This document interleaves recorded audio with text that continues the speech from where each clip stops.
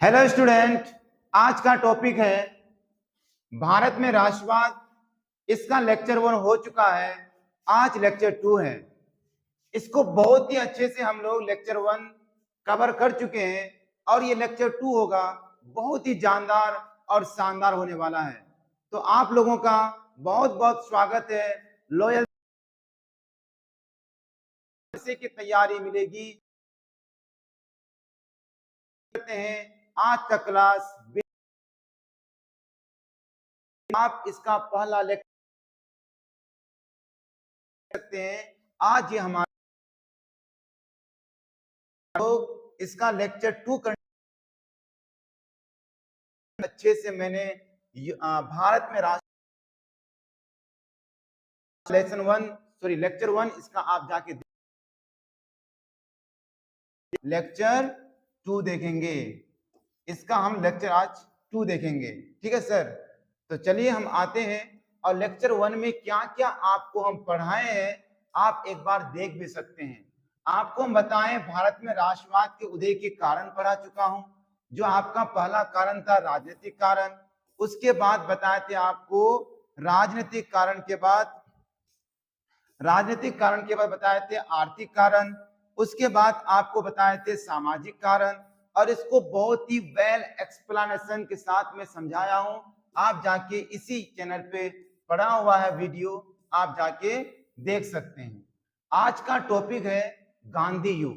अब हम लोग गांधी युग पढ़ने वाले हैं और आप जानते हैं 1919 से लेकर के 1947 तक के काल को गांधी युग के नाम से जाना जाता है। 1919 से 1947 के युग को हम लोग गांधी युग कहते हैं। तो आज हम लोग कुछ टॉपिक को कवर करेंगे, इसके बाद फिर हम लोग कुछ नया टॉपिक लेके आएंगे और धीरे धीरे करके इस पूरे चैप्टर को हम लोग कंप्लीट करेंगे। तो चलिए हम शुरू करते हैं गांधी युग। तो गांधी युग को पढ़ने से पहले आपको गांधी जी के बारे में थोड़ा परिचय पढ़ लेना बहुत जरूरी है।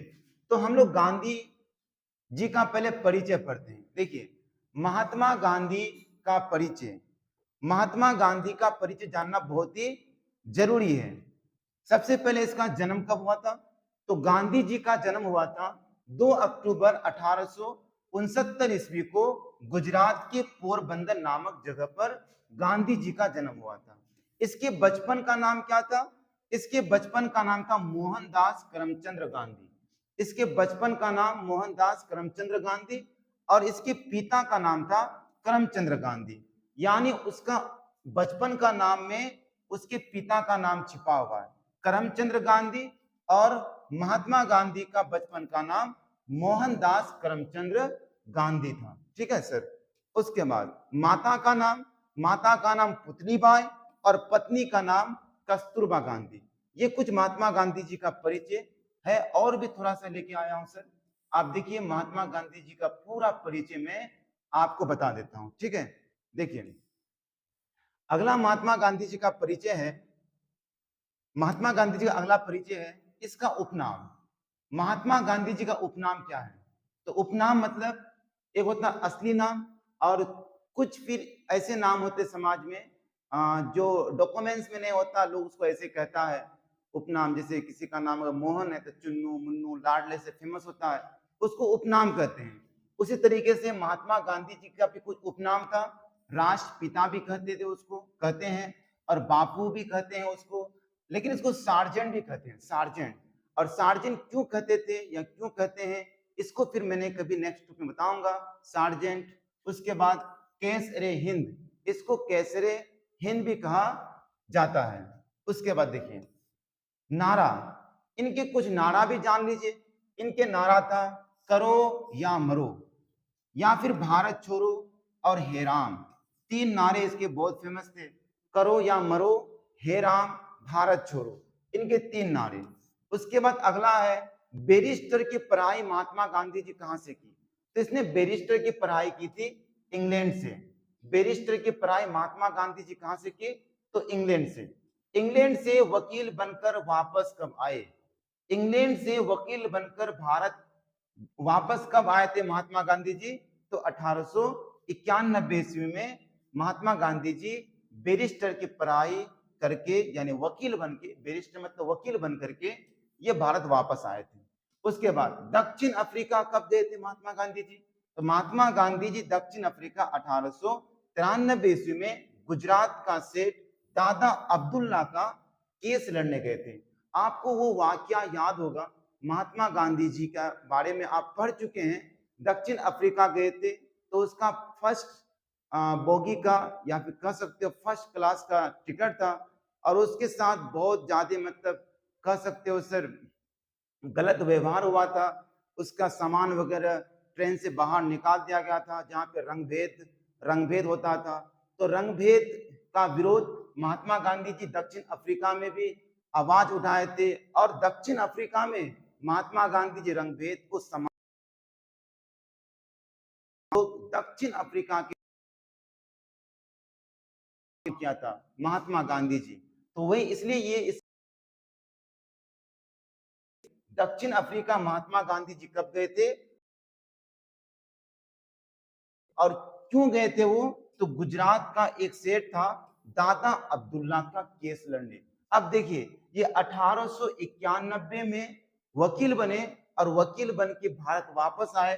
तो 93 में 2 साल ही बाद इसको एक काम मिलता है, किसके द्वारा? दादा अब्दुल्ला के द्वारा इसका केस था। वो दक्षिण अफ्रीका जाते थे इसका केस लड़ने के लिए। ठीक है, चलिए आगे देखते हैं। फिर आगे है सर रंग भेद का शिकार।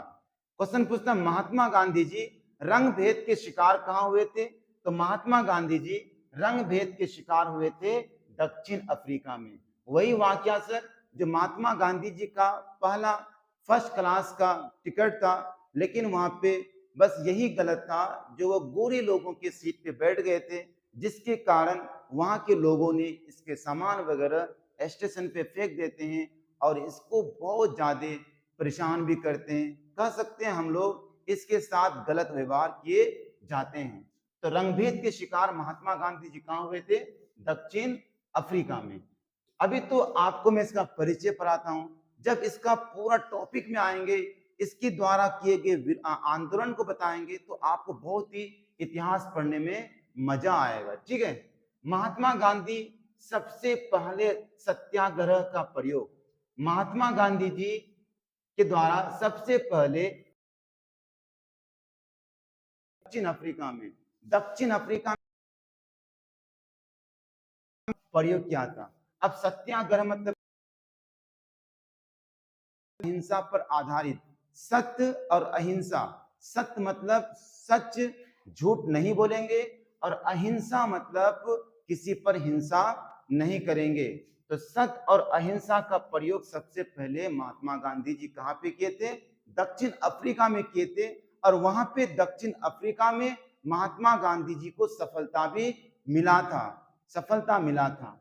और किस टॉपिक पे? तो रंग भेद के विरोध, रंग भेद को क्या करना था? मिटाना था। ठीक है, अब आगे समझते हैं हम लोग। फिर दक्षिण अफ्रीका से वापस महात्मा गांधी जी कब आए? तो 1915 ईस्वी में दक्षिण अफ्रीका से महात्मा गांधी जी वापस आ गए थे। ठीक है, फिर महात्मा गांधी जी का राजनीतिक गुरु कौन थे? तो हर इंसान का गुरु होता है। बता, गूगल पे तो ज्ञान बहुत है, बिना गुरु का ज्ञान नहीं होता सर।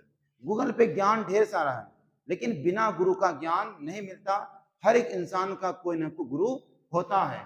तो महात्मा गांधी जी के भी राजनीतिक गुरु थे। वो कौन थे? गोपाल कृष्ण गोखले। महात्मा गांधी जी का राजनीतिक गुरु कौन थे? गोपाल कृष्ण गोखले। महात्मा गांधी जी ने पहले आश्रम रचनात्मक कार्य के लिए कहाँ बनाया था? इसको हम बताएंगे। फिर ये पहला आश्रम क्यों बनाया, फिर दूसरा आश्रम बनाया था, क्यों बनाया था, जब बताएंगे दांडी यात्रा, उसमें हम बताएंगे। बहुत ही आपको मजा आने वाला है। बस आप हमसे जुड़ जाइए, हमारे इस लॉयल तैयारी केंद्र यूट्यूब चैनल को सब्सक्राइब कीजिए और अपने दोस्तों के बीच शेयर कीजिए। तो महात्मा गांधी जी ने पहला आश्रम रचनात्मक कार्य के लिए कहाँ बनाया था? तो ये गुजरात के अहमदाबाद में महात्मा गांधी ने इस आश्रम को साबरमती आश्रम कहते हैं। ये कहाँ बनाया था? गुजरात के अहमदाबाद में। गुजरात के अहमदाबाद में, और गुजरात के अहमदाबाद में बनाए थे। लेकिन इस आश्रम का नाम क्या है? इस आश्रम का नाम क्या रखा था? तो साबरमती आश्रम। क्या रखा था? साबरमती आश्रम। ठीक है, तो महात्मा गांधी जी पहला आश्रम बनाए थे गुजरात के अहमदाबाद में।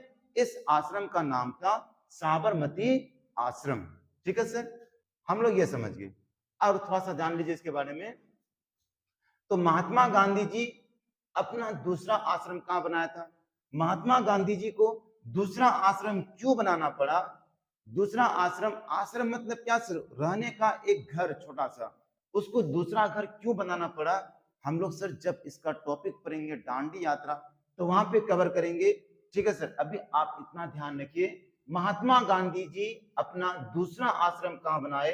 तो महाराष्ट्र के नागपुर में, महाराष्ट्र के नागपुर में उसने अपना दूसरा आश्रम बनाया था। और गांधी जी के इस आश्रम का नाम था सेवाग्राम आश्रम।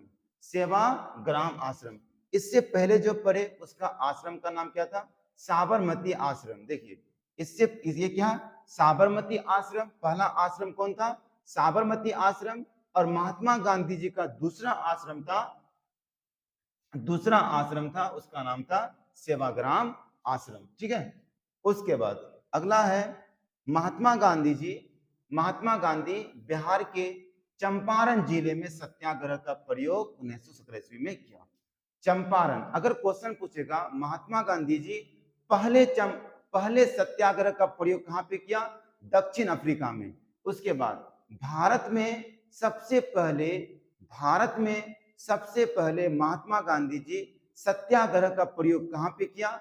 तो बोलेगा बिहार के चंपारण जिला में। बिहार के चंपारण जिला में। इसलिए बिहार बहुत ज्यादा ऐतिहासिक रूप से फेमस है, और चंपारण जिला और फेमस है क्योंकि बिहार का वो भूमि है जहां से लगभग हर क्रांति का यहीं से क्या हुआ है? उत्पन्न हुआ है। हर क्रांति यहीं से क्या हुआ सर? उत्पन्न हुआ है, यानी प्रारंभ हुआ है। तो महात्मा गांधी जी बिहार के चंपारण जिले में सत्याग्रह का प्रयोग 1917 ईस्वी में किया था। अभी इसको मोटे मोटे तौर पर आप समझ के रखिए कि उसको बिहार आने के लिए कौन आमंत्रित किया था, क्यों आया था, किस मकसद से आया था, इसको भी हम लोग चैप्टर में कवर करने वाले हैं। अगला है महात्मा गांधी जी को बिहार आने के लिए आमंत्रित कौन किया था? तो राजकुमार शुक्ल। ये क्वेश्चन पूछा भी है बिहार बोर्ड क्लास 10 का एग्जाम में, ये पूछा है। महात्मा गांधी को बिहार आने के लिए आमंत्रित कौन किया था? राजकुमार शुक्ल। राजकुमार शुक्ल किए थे ना, राजकुमार शुक्ल। इसी के आमंत्रण, इसी के कह सकते हो सर आमंत्रण से महात्मा गांधी जी दक्षिण अफ्रीका पहुंचे थे। महात्मा गांधी को महात्मा का उपाधि किसने दिया? महात्मा गांधी का नाम तो मोहनदास करमचंद गांधी था। इसको महात्मा का उपाधि कौन दिया? तो इसको महात्मा का उपाधि दिया था रविंद्रनाथ टैगोर। रविंद्रनाथ टैगोर दिया था। ठीक है, चलिए अब हम लोग का आ गया टॉपिक, सर थोड़ा सा और यहाँ पे 2 बज गया। प्रथम विश्व युद्ध, इसको भी ध्यान रखिएगा। प्रथम विश्व युद्ध, प्रथम विश्व युद्ध कब से कब तक चला था? तो प्रथम विश्व युद्ध 1914 से 1918 के बीच चला था, और ये मित्र राष्ट्र और केंद्रीय शक्ति के बीच चला था। मित्र राष्ट्र और केंद्रीय शक्ति के बीच चला था। ठीक है, फिर मित्र राष्ट्र में कई देश शामिल थे और केंद्र शक्ति में फिर कई देश शामिल थे। इसको भी इतना ही पढ़ते हैं। एक परिचय के तौर पर पढ़िए सर, चैप्टर में हम पूरा डिटेल से इसको समझाने वाले हैं। मित्र राष्ट्र में कौन कौन आता? तो मित्र राष्ट्र में फ्रांस आएगा, ब्रिटेन आएगा, रूस आएगा। ये जो मित्र राष्ट्र है, तो मित्र राष्ट्र में फ्रांस आता है, ब्रिटेन, रूस आदि मित्र राष्ट्र में थे। उसके बाद केंद्रीय शक्तियां कौन कौन थे? तो जर्मनी थे, उसके बाद ऑस्ट्रिया हंगरी, एक हुआ से मिला के ऑस्ट्रिया हंगरी, उसके बाद इटली। ये सब देश आएगा आपका केंद्रीय शक्ति में। लेकिन इसमें मेन था, असल में था जर्मनी, जो बहुत ज्यादा ये फचर फचर करता था। हम लोग बोलते अपने भाषा में सर, ये गांव का भाषा, बहुत ज्यादा टबर टबर करता था, जिसके कारण बहुत ही भयानक, बहुत ही बुरी तरीके से इसको हार का सामना भी करना पड़ा था जर्मनी को। ठीक है, चलिए अब हम लोग का टॉपिक आ गया है सर आज का रोलेट एक्ट। तो अब मेरा टॉपिक है सर रोलेट एक्ट। ये रोलेट एक्ट क्या है? तो रोलेट एक्ट 1919 ईस्वी में रोलेट एक्ट कानून बनाया गया था। ये एक ऐसा कानून था, इस कानून के तहत किसी भी भारतीयों को, इस कानून के तहत किसी भी भारतीयों को शक के आधार पर बिना सूचना दिए ही गिरफ्तार कर लिए जाते थे। इसलिए महात्मा गांधी जी इस कानून को काला कानून कहा था। महात्मा गांधी जी इस कानून को काला कानून भी कहा था। ठीक है, देखते हैं सर ये रोलेट एक्ट किसने बनाया? ये रोलेट एक्ट बनाया था सर सिडनी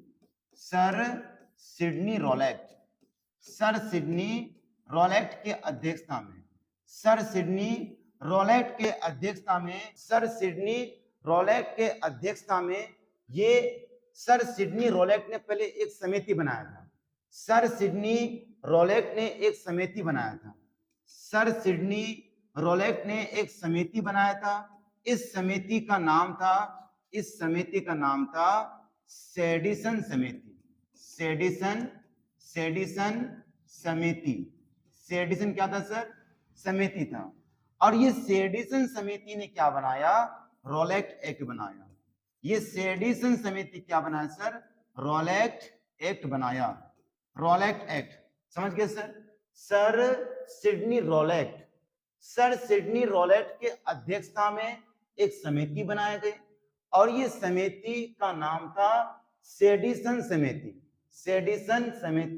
और ये सेडिसन समिति रोलेट एक्ट नामक कानून बनाया।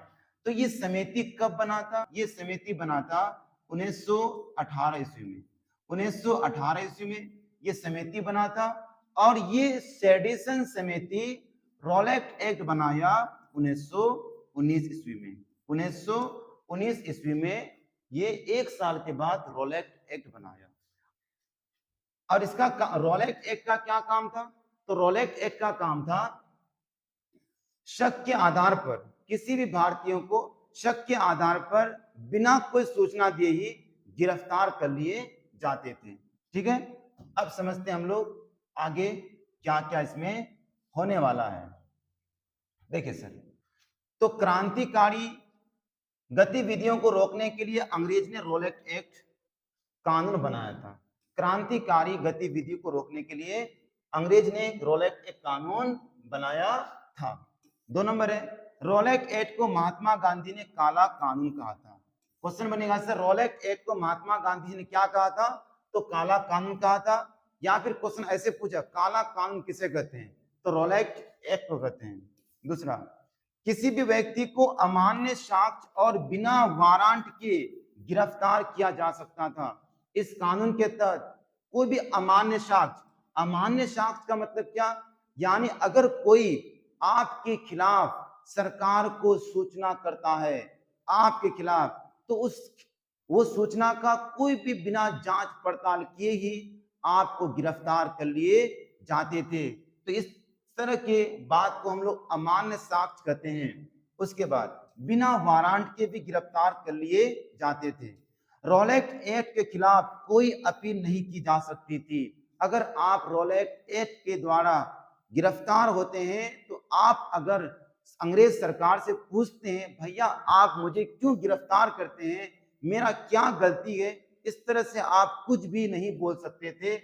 ये थे रोलेट एक्ट। उसके बाद ब्रिटिश सरकार की अध्यक्षता सर सिडनी रोलेट की सेडिसन समिति ने रोलेट एक्ट नामक कानून बनाया। जो मैंने आपको पहले अभी बताया ना सर, ये रोलेट एक्ट कौन बनाया था? तो सर सिडनी रोलेट की अध्यक्षता में एक समिति बनाया जिस समिति का नाम था सेडिसन समिति। और ये सेडिशन समिति क्या बनाया, रॉलेट एक्ट नामक कानून बनाया। ठीक है, अब आगे देखिए। और इसी रॉलेट एक्ट कानून, तुम ऊपर रहो, इसी रॉलेट एक्ट कानून के तहत, इसी रॉलेट एक्ट कानून के तहत पंजाब के दो नेता, एक था डॉक्टर सत्यपाल और एक था किचलू, दो नेता था, डॉक्टर सत्यपाल और किचलू को गिरफ्तार कर लिए गए थे इसी कानून के तहत। क्यों गिरफ्तार किए थे? क्योंकि पंजाब के दो स्थानीय नेता का हुआ गिरफ्तार रॉलेट एक्ट के खिलाफ बोलने से। ये दोनों नेता रॉलेट एक्ट के खिलाफ बोले थे, तो दोनों को गिरफ्तार कर लिए गए थे। अगर आपको पूछेगा सवाल एग्जाम में, रॉलेट एक्ट के बारे में आप क्या समझते हैं या रॉलेट एक्ट के बारे में क्या जानते हैं, तो ये सब चीज आप लोग लिख सकते हैं ना। ठीक है, अब आगे समझते हैं। इन दोनों का तो हो गया गिरफ्तार। अब इनके खिलाफ, ये जो गिरफ्तार किया, इनके खिलाफ पंजाब के अमृतसर नामक जगह पर एक सभा का आयोजन होता है। एक क्या होता है? सभा का आयोजन होता है। और उस शांतिपूर्ण सभा में अंग्रेज सरकार उस शांतिपूर्ण चलने वाले सभा पर गोली चलाने का आदेश देता है। और उस सभा में हजारों लोग मर जाते हैं और हजारों लोग घायल भी हो जाते हैं। इस घटना को हम लोग जालियांवाला बाग हत्याकांड के नाम से जानते हैं। तो इस टॉपिक को भी आज हम लोग पढ़ने वाले हैं। उसके बाद फिर हम लोग दूसरा वीडियो में अलग टॉपिक पढ़ेंगे। देखिए सर, यह है जालियांवाला बाग हत्याकांड कब हुआ था? तो 13 अप्रैल 1919 को हुआ था। जालियांवाला बाग हत्याकांड कब हुआ था? 13 अप्रैल 1919 ईस्वी को हुआ था। यहां देखिएगा, पंजाब के दो स्थानीय नेता डॉक्टर सत्यपाल एवं किचलू की गिरफ्तारी के विरोध में अमृतसर के जालियांवाला बाग में एक सार्वजनिक सभा बुलाई गई थी। ये सभा क्यों बुलाई गई थी? तो पंजाब के जो दो स्थानीय नेता को गिरफ्तार कर लिया गया था रॉलेट एक्ट कानून के तहत, तो इसी के खिलाफ पंजाब के, कहां पे सर? पंजाब के पंजाब के अमृतसर के जालियांवाला बाग में पंजाब के अमृतसर में एक बाग था, उस बाग का नाम था जालियांवाला बाग, में एक सार्वजनिक सभा बुलाई गई थी। 13 अप्रैल 1919 जनरल ओ डायर ने बिना किसी चेतावनी के शांतिपूर्वक चल रही सभा पर गोलियां चलाकर लगभग 1000 लोगों की हत्या कर दी। इस घटना को जालियांवाला बाग हत्याकांड के नाम से हम लोग जानते हैं। बात समझिए सर, जालियांवाला बाग हत्याकांड क्या है? तो पंजाब के दो स्थानीय नेता किचलू और डॉक्टर सत्यपाल को गिरफ्तार कर लिए थे। तो इसके खिलाफ पंजाब के कुछ लोगों ने या फिर और भी दूर दराज के लोगों ने पंजाब के अमृतसर नामक जगह पर जालियांवाला बाग में बैठ करके सभा कर रहे थे, मीटिंग कर रहे थे, इसके विषय में कुछ चर्चा कर रहे थे। तो इस शांतिपूर्ण चलने वाले सभा पर जनरल ओ डायर ने गोलियां चलाने का आदेश देता है, जिससे हजारों लोगों की मृत्यु हो जाती है और हजारों लोग घायल हो जाते हैं। और एक इसमें और बात है, ये जो बाग था जालियांवाला बाग, ऐसा बाग था जिसमें एक ही गेट था, उसी से प्रवेश करने का था, वही गेट से लोग प्रवेश करते थे अंदर और उसी गेट से लोग बाहर भी निकलते थे। तो जब गोलियां चलाया गेट के पास खड़ा होके, तो किसी को भागने का भी मौका नहीं था। कहा जाता है जो उस बाग में एक कुआं था, उस कुआं में लाशों का ढेर हो चुका था। लोग जान बचाने के लिए कुएं में गिर रहे थे और आदमी के ऊपर आदमी, आदमी के ऊपर आदमी गिरे जा रहे थे। इतना ज्यादा भारत के पंजाब में, अमृतसर के जालियांवाला बाग में लोगों के साथ अंग्रेज सरकार ने गलत किए थे। ठीक है सर, इसीलिए इस घटना को हम लोग जालियांवाला बाग हत्याकांड के नाम से जानते हैं। ठीक है, और इस घटना के बाद रविन्द्रनाथ टैगोर ने नाइट की उपाधि त्याग दी और महात्मा गांधी ने केसरी हिंद की उपाधि त्याग दी। ठीक है, ध्यान रखिएगा। और इसकी जांच करने के लिए फिर एक कमेटी बनाए गए थे जिसका नाम है सर हंटर कमीशन। क्या रखे थे? Hunter commission. और हंटर कमीशन में 8 लोग थे, जिसमें 5 लोग अंग्रेज थे और 3 लोग भारत के लोग थे। लेकिन ये जनरल ओडायर को अंग्रेज ने किसी भी प्रकार का सजा नहीं देता है, इतना बड़ा जुल्म किया। तो ये था जालियांवाला बाग हत्याकांड। तो हम लोग फिर पढ़ेंगे इसके नेक्स्ट वीडियो में इसका अगला टॉपिक। तो आज इतना ही, फिर मिलते हैं हम लोग नेक्स्ट वीडियो में। तो वीडियो देखने के लिए बहुत बहुत धन्यवाद।